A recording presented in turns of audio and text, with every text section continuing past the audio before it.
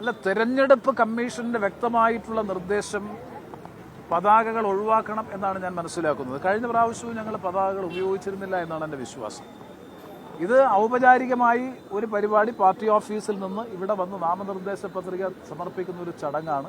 നിങ്ങൾക്ക് തന്നെ അറിയാം, കളക്ടറേറ്റിനകത്ത് പോലും അവർ കയറാനാകും. അല്ലാതെ വേറെ അതിനൊരു ഉദ്ദേശവുമില്ല. തെരഞ്ഞെടുപ്പ് കമ്മീഷൻ പൊതുവെ പറഞ്ഞിട്ട് അംഗസംഖ്യ പോലും പരിമിതമാണ്. അതുകൊണ്ടൊരു റാലി അല്ല, മുന്നണിയുടെ ഒരു റാലിയോ ഒരു പ്രകടനമോ അല്ല. മുന്നണിയുടെ പ്രതിനിധിയായിട്ടുള്ള സ്ഥാനാർത്ഥി കളക്ടറേറ്റിൽ വന്ന് നാമനിർദ്ദേശ പത്രിക കൊടുക്കുന്ന ഒരു സീക്രട്ട് ചടങ്ങ് എന്ന നിലയിൽ കഴിഞ്ഞ പ്രാവശ്യം ഉപയോഗിച്ചില്ല എന്നാണ് എൻ്റെ ഓർമ്മ. അതുകൊണ്ട് ഉപയോഗിച്ചില്ല, അതിന് വേറെ ഒരു അർത്ഥവുമില്ല. ആര്? മുഖ്യമന്ത്രി പറഞ്ഞു. ഇവിടെ കൊല്ലത്താ? അല്ല, മൊത്തത്തില് UDF പതാക ഒഴിവാക്കിയിരിക്കുന്നത് BJP ഭയന്നാണ് മുഖ്യമന്ത്രിയുടെ പ്രതികരണം. BJP ഭയന്നതിനെ ഒളിപ്പിക്കുന്നത്? ലീഗിന്റെ പതാക കാണുമ്പോൾ രാഹുൽ ഗാന്ധിക്ക് ഒരു സംസ്ഥാനത്തിന്റെ മുഖ്യമന്ത്രിക്ക് ഇങ്ങനെ ഇത്രയും ഈ തരത്തിൽ പറയാനും പ്രതികരിക്കാനും കഴിയും? എന്തൊരു നിലവാര തകർച്ചയാണ് സത്യത്തിൽ മുഖ്യമന്ത്രിയുടെ പരാമർശങ്ങളിൽ വരുന്നത്. അദ്ദേഹം പറഞ്ഞു, പാർലമെന്റ് അംഗങ്ങളായിട്ടുള്ള ഞങ്ങൾ ആരും തന്നെ പൗരത്വ നിയമ ഭേദഗതി ബില്ലിൽ വോട്ട് ചെയ്തിട്ടില്ല എന്ന് പരസ്യമായി പൊതുസമ്മേളനത്തിൽ പ്രസംഗിച്ചു. പൗരത്വ നിയമ ഭേദഗതിയെ ഞങ്ങൾ ആരും എതിർത്തിട്ടില്ല എന്ന് പറഞ്ഞു. UDF ഈ കേന്ദ്രങ്ങളിലേക്ക് പോകുന്നതിന് പതാക ഒഴിവാക്കുന്നത് BJPയെ ഭയന്നിട്ടാണെന്നൊക്കെ പറഞ്ഞ ബാലിശമായിട്ടുള്ള അടിസ്ഥാനരഹിതമായിട്ടുള്ള ഇതൊക്കെ ഒരു മുഖ്യമന്ത്രിയുടെ പദവിക്ക് ചേർന്നതാണോ എന്ന് അദ്ദേഹം തന്നെ ചിന്തിക്കട്ടെ.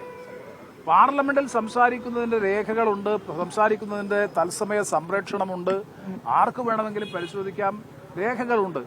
ഇതൊക്കെ കൺമുന്നിൽ ഉണ്ടായിരിക്കെ സംസ്ഥാനത്തിന്റെ ഒരു മുഖ്യമന്ത്രി ഇത്തരത്തിലുള്ള പരാമർശങ്ങൾ നടത്തി ജനമനസ്സുകളെ ആശയക്കുഴപ്പത്തിലാക്കാൻ അദ്ദേഹം വഹിക്കുന്ന പദവിക്ക് ചേർന്നതല്ല അദ്ദേഹത്തിന്റെ പല പ്രതികരണം. കല്ലുവെച്ച പച്ചക്കള്ളം, ഒരു തരത്തിലുള്ള സങ്കോചവും കൂടാതെ പരസ്യമായി വിളിച്ചു പറയുന്ന ഒരു മുഖ്യമന്ത്രി എന്ന വിശേഷണത്തിന് ഇദ്ദേഹം അർഹനാണ്.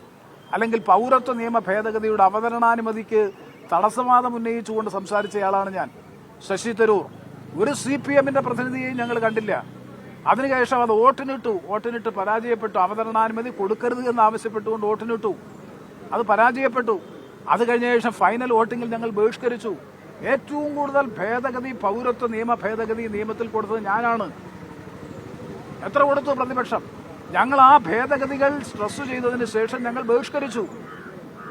അതിന് കൊടുത്ത ഒരു പരിപ്രേക്ഷ്യം, അതിന് കൊടുത്തൊരു വ്യാഖ്യാനം ജനങ്ങളെ തെറ്റിദ്ധരിപ്പിക്കാൻ കളവായി പൗരത്വ നിയമ ഭേദഗതിയെ ഞങ്ങൾ എതിർത്തില്ല എന്നും ആ നിലയിലൊക്കെ ഒരു സംസ്ഥാനത്തിന്റെ മുഖ്യമന്ത്രി ഇപ്പോൾ UDF പതാക, ഞങ്ങൾ ഒരു പ്രത്യേക തീരുമാനവും ഞങ്ങളെ ആരും അറിയിച്ചില്ല.